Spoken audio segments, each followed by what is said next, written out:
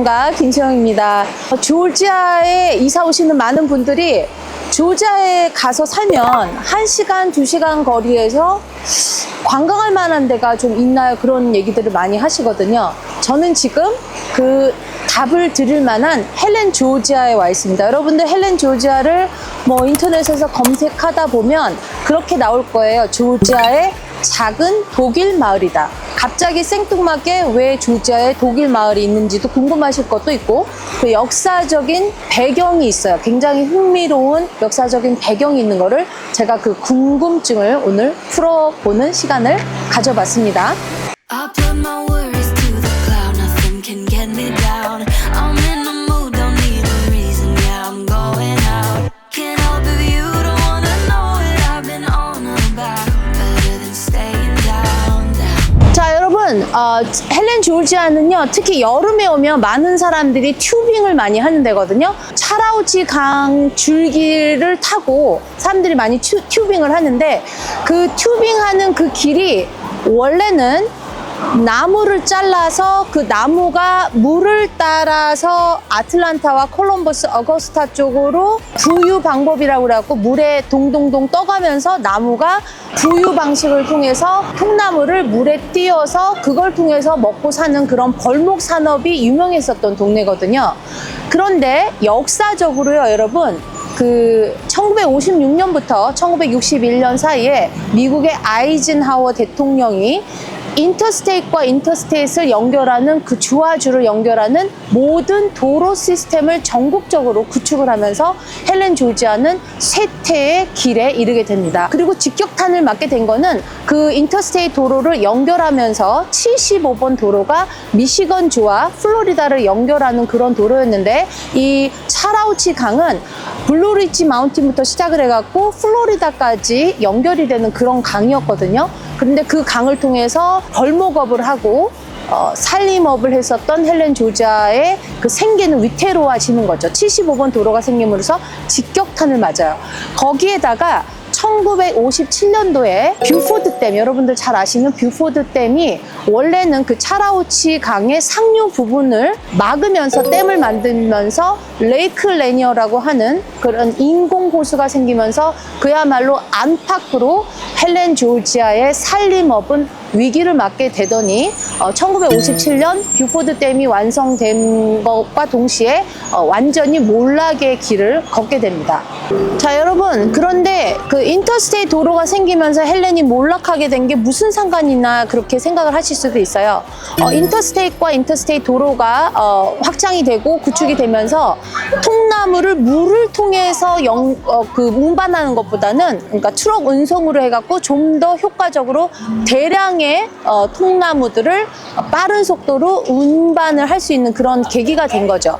그래서 헬렌은 완전히 주저앉을 것 같아 보였지만 1969년도에 그 헬렌 조지아에 살던 로컬 예술가가 독일에 여행을 갔다가 그 바이에른 주택 형식을 보면서 테마파크 형식으로 헬렌 조지아를 다시 리디자인을 하면서 로컬 정부에다가 헬렌을 이렇게 다시 리디자인을 하자라는 거를 건의를 하게 됩니다. 그러면서 지금의 헬렌의 모습은 재탄생이 되는 거죠. 헬렌 조지아가 여기 지금 오시면, 제가 지난번에도 왔었는데 여기는 한국 음식점이 너무 없더라고요. 보통 음식점이 아시안 음식점이 있다 하더라도 일본식과 중국식이 혼합이 됐다거나 아니면 중국식과 타이푸드가 혼합이 됐다든가 그런 혼합푸드의 형식으로 연명을 하는 정도? 그렇게 비즈니스가 그렇게 잘 되질 않았어요. 이유가 뭐냐면은 헬렌 조지아에 정식으로 등록이 돼 있는 거주자는 450명밖에 불과하지 않아요. 그리고 이 헬렌 조지아 주변으로 해서 클리브랜드라든지 게인스빌이라든지 더 그 인프라가 잘 구축된 그런 도시들이 있기 때문에 굳이 관광 산업에만 의존해야 되는 헬렌에다가 주거의 형식으로 완전히 갖추고 사는 사람들의 인구수가 그렇게 크지 않은 거죠.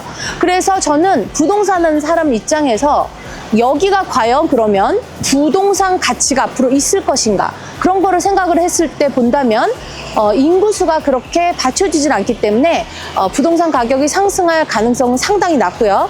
그리고 이제 한국 음식점이 없다 보니까 많은 분들이 여기 와서 관광객들이 막 몰리는 시즌에 와서 보면은 여기에 한국 코리안 바베큐 하나 차리면 잘 될 것 같다, 아니면 비빔밥이라든지 김치찌개라든지 그런 한국 음식점을 차리면 잘 되지 않을까, 그런 질문을 하실 만한 분들이 분명히 있을 것 같아서 제가 앤서를 드리자면 부동산 어떤 가치도 그렇고 식당이라든지 이런 것들이 성업할 가능성이 그렇게 커 보이진 않아요.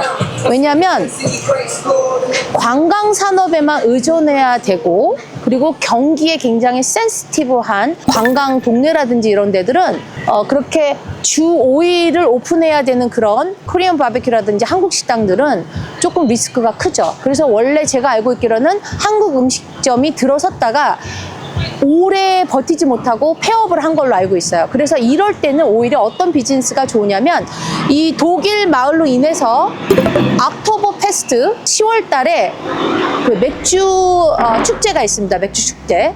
그럴 때는 그 독일 소세지나 이런 독일 그 음식에 맞춰서 코리안 바베큐를 푸드트럭 양식이라든지, 아니면은 여러분들 뭐 잘 아시듯이 요새 그 한국식 핫도그도 많이 히트를 치고 있고 그러기 때문에 그런 식으로 팝업 레스토랑이라든지 푸드트럭이라든지, 그러니까 시기적으로 잠깐 반짝할 수 있는 그런 아이템으로는 성과가 있지 않을까, 그런 생각이 들거든요. 그래서 여러분들 이 관광지나 이런 데 왔을 때 한국 음식이 너무 그립고 이런 데 하나 생겼으면 좋겠다는 그런 생각을 하잖아요. 저도 그랬었거든요. 왜 일식도 있고 중국식도 있고 타이푸드는 있는데 한국식은 왜 없나?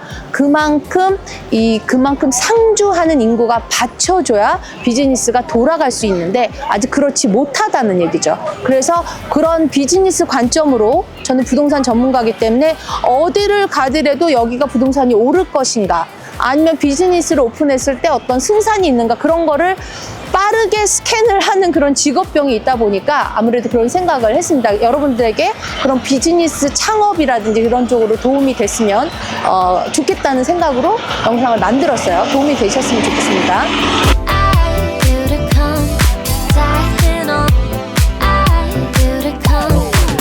자, 여러분, 지금 영상을 통해서 제가 전하고 싶었던 메시지는 뭐냐면, 시대적으로 큰 흐름에 있어서 헬렌 조지아는 쇠퇴할 수밖에 없었던 운명이었지만, 그래도 몇몇 사람이 어떤 아이디어로 도시가 재생을 할 수 있고 또 다른 컨셉으로 이렇게 재창조가 될 수 있다는 거.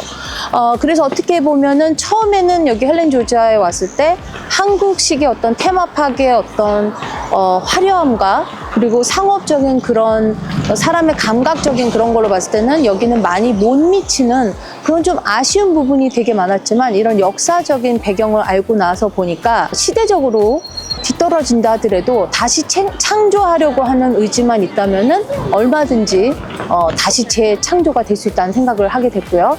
그리고 미국이 융통성이 없고 참 재미가 없는 나라이기도 하지만, 어떻게 보면 자연과 어우러져서 많이 이렇게 눈에 확 들어오는 그런 관광지는 없지만, 그래도 구석구석 찾아보다 보면, 역사적으로 파다 보면 상당히 재미있는 부분들이 많다라는 생각을 또 했습니다. 그래서 저는 부동산 하는 사람의 입장으로서 조지아 구석구석을 다니면서 그런 역사적인 배경을 여러분들한테 전달하고 그런 인사이트를 같이 느낄 수 있는 시간이 됐으면 좋겠습니다. 지금까지 영상 봐주셔서 감사합니다. 지금까지 조지아 부동산 전문가 김수영이었습니다. 안녕히 계세요. Why, as you kiss my neck, I can't forget. As you kiss my neck.